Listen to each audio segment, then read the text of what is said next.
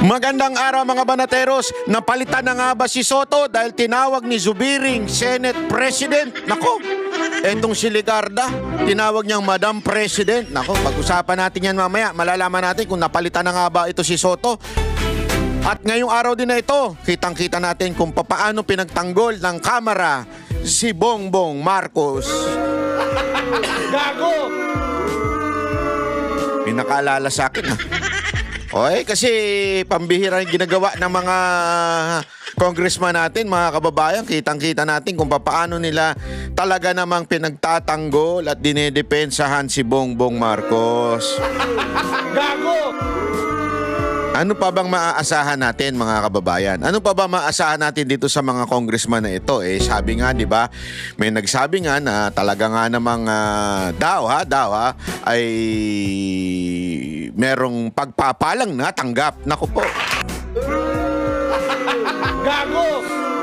Nung nakaraang impeachment ni VP Sara Duterte. So, ibig sabihin, ngayon, malamang sa malamang, yung tinatawag na unprogrammed budget na nasa presidente ay malamang may program na po yan. Naku po. Gago! Alam naman po natin na kabali-balik ta rin pa po natin, i-deny pa man din ng Kamara ay hindi po yan independent. Alam naman po natin, money talks in the Philippines. Sabi nga ni nung Russian vlogger. Diba? Sa tingin nyo ba? Oh, comment nyo na kagad. Agad-agad na. Ngayon na mismo. I-comment nyo. Nagkabayaran na nga ba? Na naman ba? Hindi pala na nagkabayaran na naman ba dyan sa Kamara? Kaya insufficient informed daw ang impeachment ni Marcos. Gago! Magiging hudyat na kaya ito ng paggising ng mga tao na walang pag-asa. Walang pag-asang matanggal sa posisyon si Bongbong Marcos dahil sa tindi ng pagpapala. Naku po, sana all. Gago! Mapapasana all ka na lang talaga, no? Tas bukas, iba na naman ang mga sasakyan ng mga animal, ng mga krokodil dyan sa Kamara. Gago! O baka naman baka naman itong mga ano natin, mga congressman natin ay merong mga scholar na nangangailangan ng iPhone 17 Pro Max. Gago! Meron na silang pambili ngayon. Naku po, patay tayo dyan, ha?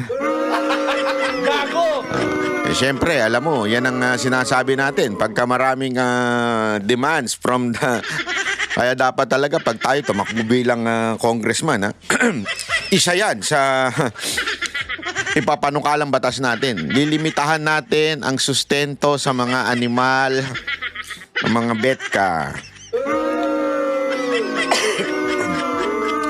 Chotomatiko dasay. Habang ako po'y umiinom, baka naman pwede mag-subscribe at mag-like po kayo dahil napaka-importante po niyan para sa algorithm.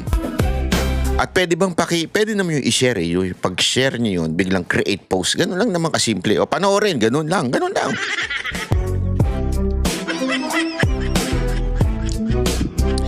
Kasi pag nalaman ng algorithm na, uy, maraming nanonood, maraming nag-share, ibig sabihin nito, i-share nila ito. Sumabit yung buhok, ha?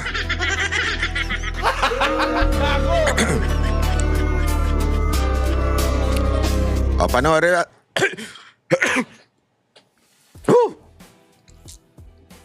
Panoorin natin, mga kababayan, itong video kung saan dineklarang insufficient. This juncture, the chair is ready to hear the motion for the declaration of sufficiency in substance of Massa et al. Impeachment Madam complaint. Chair. Ayan na. The Honorable Erice is recognized. Madam Chair, I move that we declare the Massa complaint as sufficient in substance. So move, Madam Chair. There is a motion to Kasumisigaw! declare the Massa et al. Impeachment complaint sufficient in substance. Is there any second? I second the motion. Seconded? Third demotion. Sino na demote? The Honorable De Lima seconded. Is there any objection? I object. The motion So dito, alam mo na yun. Kaya kayo dyan sa mga school, ha, wag niyong nilalaro-laro yung botohan ninyo. Kasi naalala ko yun nung sa eskwelahan eh. Kunwari, merong botohan nagaganap, merong, I second demotion. Gumaganon. Sabi ko, tangina, sino i-demote mo? Ano, I second demotion? Sino i-demote mo? Wala naman ditong dapat i-demote, ha? Isa lang naman ng authority dito, yung teacher. Na ibig sabihin ng I second demotion, yung motion na i-declare na sufficient o sapat yung impeachment para kay Marcos, eh sabi dito, I second demotion. Ibig sabihin, I agree. Kailangan may mag-agree. So, meron nagsabi, sufficient. Sabi dito, I agree. Parang gano'n, ya. Tapos meron din namang, I object. Ibig sabihin, ayoko yan, hindi ko gusto eh. Sino pa ba? Si Abante. Alam mo naman to si Abante. Wala nang membro to si sa church niya. Kulang na tithes eh. Gago! Huwag kayong ganyan. Kayo talaga, o baka mamaya pagalitan na naman niya yung mga membro niya. Sabihin niya na di umano allegedly. May lumabas sa video, di ba? Pero hindi natin si sure yan. So may lumabas na video na sabing pinagagalitan niya kasi hindi daw nagbibigay. Gago! Kayo makakasabi niya mga membro ng mga iglesia nito iglesia ni Abante. Tuloy. has been objected to. We therefore divide the House. Yan na. O, hahatiin na yung House. Ibig sabihin, sino yung in favor? Ito na lang, ganito lang kasimple. In favor of impeachment kay Marcos at hindi in favor. Okay. Yan na. Botohan na. Anak ng wewe. Those, let me restate. Those, The motion is to declare Masa et al. Impeachment complaint sufficient in substance. Ayan na. Those who are in favor of the motion, please raise your right hand. Yon. In favor of the motion. Ayan. O, gusto namin pa-impeach si Marcos. Pakita nyo! O, ayan. Sila yung mga in favor. Siyempre, makabayan. Na normal naman na makabayan in favor dahil sila yung naghain niyang at itong dalawang You may put pinklawan. down your hands. Those who Ito na, may tanong na. Ano tanong? Sino ang gusto makatanggap? Ay, hindi, iba pala tanong. Sino ang gusto makatanggap? Sabay taas ng kamay. are not in favor of the motion, Ayan na. please raise your right hand. Ayan. Sino ang gusto makatanggap ng pagpapala sa ating peking Panginoon? Taas ang kamay. Kami! Kailangan namin! Ayan na, mga gusto makatanggap ng pagpapala mula sa kanilang peking Panginoon. Ayan na. Gago! Tandaan niyo yung mga mukha na yan. Tandaan niyo mga mukha na yan. Kita nyo na yung mga mukha na yan? Yan po ang traidor sa ating bayan. Gago! Bakit kanyo? Tandaan ninyo ganito lang kasimple ho yan. Ganito lang kasimple. Huwag na nating ikut-ikutin pa. Ganito lang kasimple yan. 2023, 2024, 2025 budget ay mga corrupt na budget. Alam natin yan. And it was even said by many platforms, many people, netizen, expert. It was the most corrupt budget. And it was signed by the President. Gago! And yun lang ay sufficient na para i-impeach si Marcos. Pero bakit ayaw nito mga ito? Bakit ayaw nila? So, ibig bang sabihin, sinasabi nila na hindi corrupt yung budget? Gago! Kahit alam naman natin, kaliwat kanan, ang korupsyon doon sa budget. Ano ibig sabihin nito mga ulul na ito? Gago! Ibig bang sabihin nila, okay lang, ulit-ulitin natin yung budget na nakaraan. Yun ba ibig sabihin? Hindi, kasi simple lang naman yan eh. Alam natin may korupsyon. Eh bakit ganyan ang boto ninyo? Di ba? Ibig sabihin, in favor kayo sa mga nangyaring pagsasaayos ng budget. O, ano ba yung mga yun? Unya-unya, tatalakayin natin yan. Unya-unya. Ngayon na. Ano ba tanong dyan? Sino gusto tumanggap ng pagpapala? Yan ba yung tanong? Baka sabihin na iba, bakit yung ibang mga congressman wala? Committee on Justice lang ho ito. Yung mga membro lang, mga membro. Ayan o, yan ang mga gusto ng pagpapala. Kayo talaga. Yan ang nagsasabing, hindi sapat yung bintang kay Marcos na siyang may kasalanan at siya ang pumirma ng pinakakurap na budget sa ating bansa. That even the Supreme Court, even the Supreme Court declares na mali ang ginawa ng PhilHealth at inilipat ang pondo sa PhilHealth. Even the Supreme Court said that. So in other words, ladies and gentlemen, people in the house, including the LGBTQ, kasi mali kasi yun eh, di ba? Yung ladies and gentlemen, paano yung LGBTQ? Magagalit na naman yung mga yan. Alam mo naman yung mga yan. So asan kami dyan? O ladies and gentlemen. Paano may announcement, di ba? Sabi ng LGBTQ, oy, asan kami dyan? Bakit wala kami dyan? Isalin nyo kami. Ganun. Yeah? O, ladies and gentlemen, yan po mga kababayan, yung mga nagsasabi na wala namang katiwalian eh. Okay naman yung nangyaring mga budget. Yung mga allocation na sobrang lalaki, okay lang yun. Walang problema do, walang problema. Ay, okay lang. O, yan, sila yung mga yan. Ay. O, di ba? Tandaan niyo yung mga pagmumukha na yan. Are you okay? Tandaan niyo yan. Okay. You may put down your hands. Those who abstain, please raise your right hand. Wala nag-abstain. Talagang solid ang pagpapala. Solid. Antindi niya talaga, mga atabs. Ano na? Nako po. Wala talaga. Solid. Ang saya-saya dito. Sigurado ako, party-party na naman to mamaya. Gago! Party-party na naman ito mga tumamaya. Wala. Ano na? I-report na si ating chairman. Ay, chairwoman. Report na siya. Boss, ayos na. Wala na. Next year na uli. Ginawa ko yung trabaho ko, ha? Baka ganun. Hindi ko siya sabi ganun talaga nasa isip niya. Pero baka ganun ang nangyayari ngayon, di ba? Na, uy, okay na. Lupet. Agoy.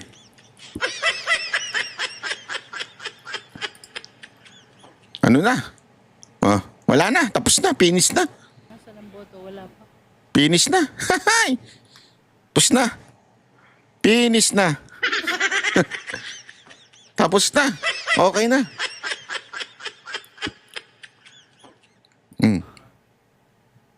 In favor of the motion, 7. 7. And those against the motion, 39. Nako. With 0 abstention. Nako.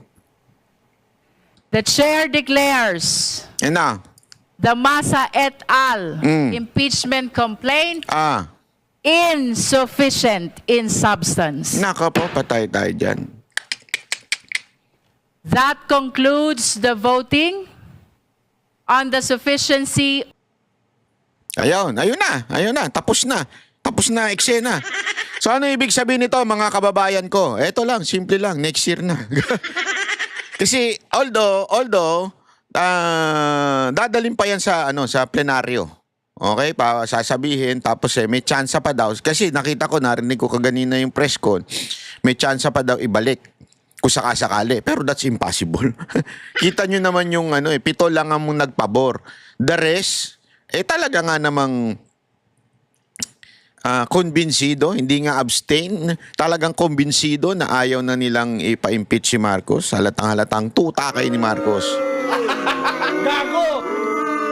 So, ano mangyayari? Wala na.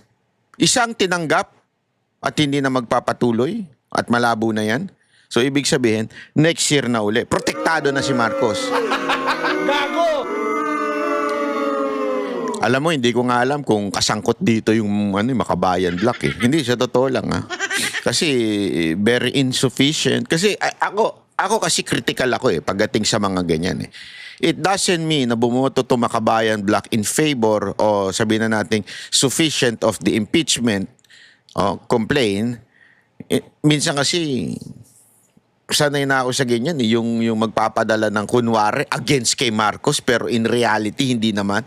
Tapos magpapasa lang ng mga kulang-kulang na dokumento, kulang-kulang na ebidensya para lang ma-technical. Kasi nangyari daw, ang paliwanag ng ilan na ng mga congressman na pumabor sa botong insufficient ay kulang-kulang daw ang dokumento. Parang sa akin, baka naman pain lang yan. Di ba? Baka naman pain lang yan. Hindi katulad ng yung third impeachment. Ang problema dun sa third impeachment, yung kila Mike Defensor, yung kila Topacio, balita ko may umatras daw na congressman dun. Walang bayag. Sorry ang dahilan, ginigipit daw, ayun, pinagbakasyon na lang. Walang bayag, sorry. Kasi mag-isa lang daw siyang lumalaban. Pake ko. Hindi, parang ganun talaga eh. Di ba? Ganun talaga. Sabi nga, unless a kernel of wheat falls to the ground and dies. Di ba? It will not bear fruit. Tama ba yung quotation ko? Siguraduhin muna natin. Unless kernel of wheat. Wait lang. Ano ba ibig sabihin niya? Papaliwanag ko sa inyo. Papaliwanag ko sa inyo. Para mas maintindihan natin. Sabi dito, unless a kernel of wheat falls to the ground and dies, it remains only a single seed. But if it dies, it produces many seeds. Alam mo mga kababayan, this is a biblical verse na nagsasabing unless daw yung seed ay pumunta sa ground, yung kernel of wheat falls to the ground, it will remain single. Ibig sabihin, kung walang isang taong magsasakripisyo, hindi talaga lalago. But if it dies, it produces many seeds. Ano ibig sabihin nun mga kababayan? Simpleng-simple lang. Minsan talaga kailangan ng martir. Martir in a sense na kailangan ito para magkaroon po ng tunay na paggising sa diwa ng bawat Pilipino kahit mga kongresista. Hanggang walang nagsasakripisyo ay walang mangyayari sa ating bayan. Kaya nga, marami nagsasabi, Banat Bay, please, spare mo naman yung umatras na congressman na supposedly mag-endorse nung impeachment na hinain nila Defensor at saka nila Topacio at saka nila Chavit Singson. Diba? Huwag ko na daw idamay dahil sa kawawa naman yung bata dahil nagigipit na. Ngayon, pinagbakasyon na. At nagbakasyon naman din ata. Ewan ko kung natuloy siya. Pero akin kasi, kung hindi mo kayang gampanan ang iyong trabaho bilang representante ng bayan na ito, abay, tangina, umalis ka na lang dyan. Ganun lang kasimple. Sorry sa term. Pasensya na sa bad words. Ika nga. Pero kasi, hindi ko naniniwala eh. Tumayo ka sa entablado, nangampanya ka at sinabi mong, I will represent you if you will vote for me. Ngayon, that the people is saying, represent us. Gawin mo ito. Ipaglaban mo ito. Pero dahil kinausap ka lang at ang nanay mo, atras bayag ka na. Para sa akin,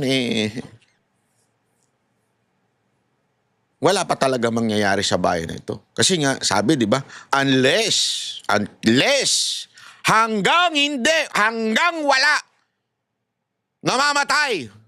Hindi ho physical ho ito, ha? Tandaan nyo, hindi ho ito physical.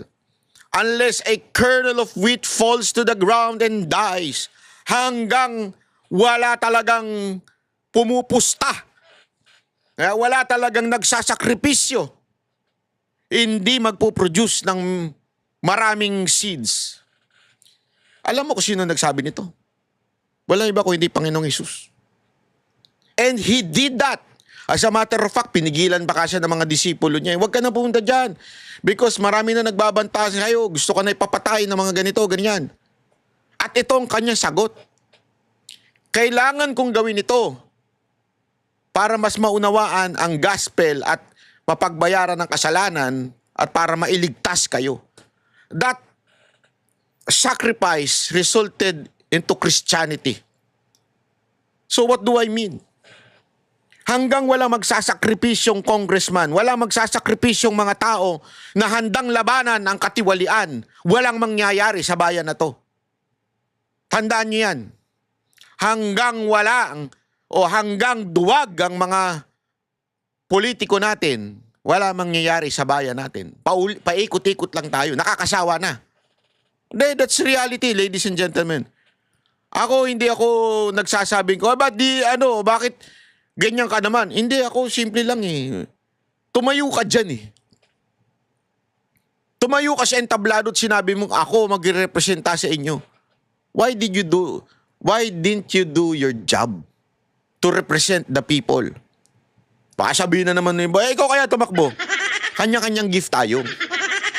Diba? Kanya-kanya tayong panawagan. Ika nga. Panawagan nyo yan eh. Kung tawagin ako ng Panginoon na maging congressman, walang problema. Lalaban ako. Hindi, totoo lang ha. Kaya lang, hanggang dito lang ang aking panawagan. Kung tawagin ako, walang problema. Kasi it's destiny, people in the house. It's destiny.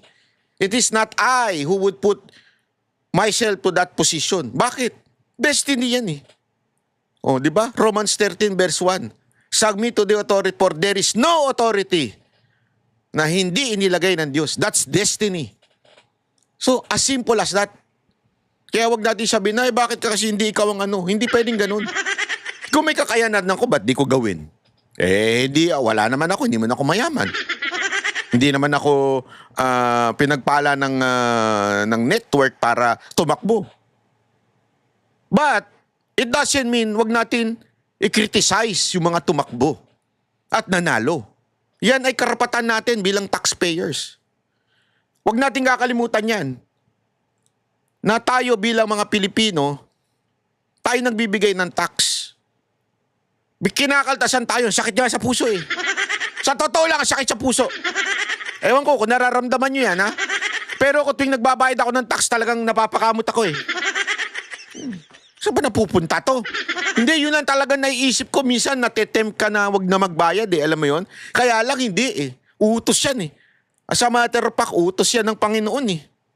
Diba? Give to Caesar what is due to Caesar. Sino yun? Hindi naman namin presidente yun. Yun yung panahon na kini-question ng Panginoon, di ba? Sinabi, give to Caesar what is due to Caesar. Ang dami nga kung question na due sa kanya eh. Bakit? Sandali! That is a controversial statement of the Lord Jesus. Bakit? Remember at that time, sila po ay nasa ilalim ng Rome. At sabi ng mga ibang Jews, hindi kami dapat magbayad dyan because we have our own people, ganyan-ganyan. Ano sabi ng Panginoon? Hindi. Kita mo ba to? Sino nakitsura dito? Di ba si Caesar? O di ibigay mo kay Caesar yung dapat kay Caesar. So ganun din, even if we do not like the government, we have to pay taxes. But, as in malaking paniki, kaya tayo nagbabayad, ito'y karapatan natin, ito'y responsibilidad natin magbayad. We have also the right to complain or criticize the government who are not doing their job. Hindi ibig sabihin nun, mga kababayan, hindi ka naman huwag ka nang o ikaw kaya tumakbo, ano ba nagawa mo? Mga ganyang hirit na mga tanga yan eh. Ano ba nagawa mo? May natulong ka ba? Kung hindi ka natulong, magreklamo. The mere fact that I'm paying my tax, pwede tayo magreklamo. And again, we are not demanding too much from this congressman na nakaupo dyan. We are not demanding too much. This is our right and that is their responsibility to stand for the truth. Pero anong ginagawa nila? Anong ginagawa nila, mga kababayan? Yun na. Di ba? Hindi nila tinatayuan. Bakit? Takot. Di ko alam kung takot sa nanay o takot sa kalaban. Nakakaano kita nyo. Alam mo, this is pangyuyurak ito sa ating bansa. Mantakin mo, mga kababayan. Ultimo Supreme Court, sinabihan ng PhilHealth, balik nyo na yung pera. Ano nyo na yung pera. Bakit? Kasi doon palang kitang-kita mo, tinarantado yung budget. And because of that, many people die. Dies o die? Basta, many people die. Die lang. Kasi people is madami. Totoo naman, di ba? Remember this, wag nyo kakalimutan. Yung ginawa nilang katarantaduhan, dyan sa ating budget, ang kapalit niyan, buhay. Alam niyo ho ba? Ako, alam ko ito. Kasi ako isang taong sakitin. That's my thorn in the flesh. Sakitin po tayo. Ha? At lagi ako nasa ospital, nakikita ko napakaraming nakapila, napakaraming kulang sa pagpapagamot. At as a matter of fact, marami ko namimit na hindi na sila nagpapagamot kasi wala na silang pera. In other words, namamatay sila dahil lang walang pangpagamot na meron namang existing na gamot na sana hahaba pa yung kanilang buhay. Pero dahil wala kaming pera, dahil putang inang gobyernong to, kinuha yung pondo sa PhilHealth para ibigay sa AKAP kung ano-anong kawalangyaan at binulsa pa. Namamatay tuloy yung mga kababayan natin. Hindi ako magsasabi niyan, kayong mga nauuspital. Di ba ang hirap nyo magpagamot? Bakit? Ang taas ng bayad eh. Meron pa nga akong nalaman may isang na-aksidente. Di ba? Para mailigtas siya, kailangan tuloy-tuloy yung machine na gagamitin para sa kanya. Although there's a slim chance na para mabuhay yung tao na yon. But still, kung mahal mo sa buhay mo sa buhay yun, dapat man lang, you will do everything. But the problem is, ang laki ng bill every day. Just for him to breathe. Para huminga siya. Ang laki. Supposedly, kaya ng gobyerno yun eh. Supposedly, dapat pwedeng sagutin ng gobyerno yun kung hindi kaya ng mamamayan. Pero bakit hindi magawa? Dahil yung pondo sa PhilHealth, tinulongges. Dahil yung pondo sa PhilHealth, tinarantado. At yun ay isa lamang. Napakaraming instances dyan na talagang nagmamakaawa. Kaya nga kung maalala nyo ng panahon ni Pangulong Duterte, di ba? Nagbigay sa PGH. Akala nung taga PGH, si Mocha pa mismo nag-interview. At ako nandun, nagbibideo ako yung cameraman. Sa akala mismo nung taga PGH na presidente, sir, salamat po para sa 1 buwan na budget o 1 taon. Ay, sorry, hindi pala 1 buwan, 1 taon. Alam mo, right then and then, sinabi ni Pangulong, no. That is monthly. Monthly yun, million. I think, I forgot the exact, pero more than 50 million or 100 million ang I think. Monthly bibigay yan. Ipoprovide sa inyo yan. Save lives. Dito, ano nangyari? Kinaltas billions para lang saan? Allotment or unprogrammed bills.